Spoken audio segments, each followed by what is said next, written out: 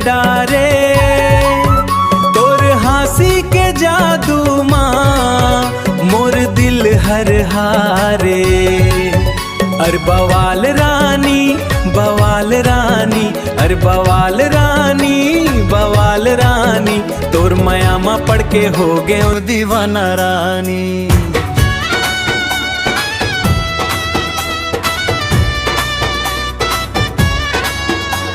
गांव के गली में जब तय निकले, सबों के नजरिया तोर ऊपर टिके। लाल लाल चुनरी गजब के अदा, देख के तोला मोर मन हर धड़के।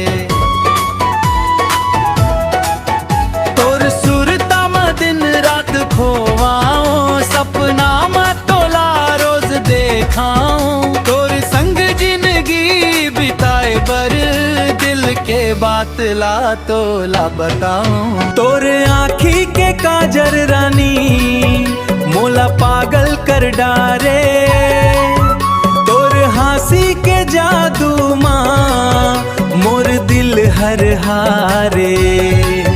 अरे बवाल रानी बवाल रानी, अरे बवाल रानी बवाल रानी, तोर मयामा पढ़ के हो गए और दीवाना रानी।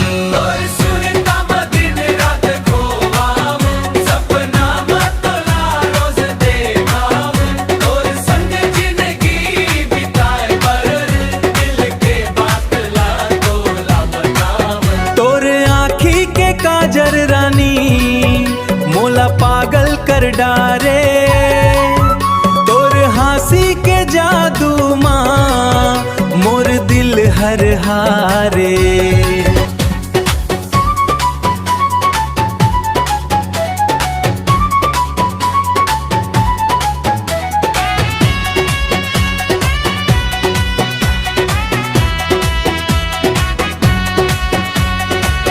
महुआ के बगिया में मिलबो संगी, चंदा गवाही दे ही रात भर। हाथ में हाथ धर के चलबो, साथ निभाबो जन्म जन्म भर। तोर बिना मोर दुनिया सूना, तैंच मोर सपना तैं ठिकाना। मोर दिल के रानी बन जा, लिख दे अपन माया के अफसाना। तोर नाम ले दिन शुरू होते, तोर नाम ले समझा ढल थे। मोर जिंदगी के हर एक खुशी, तोर माया ले रानी मिलते।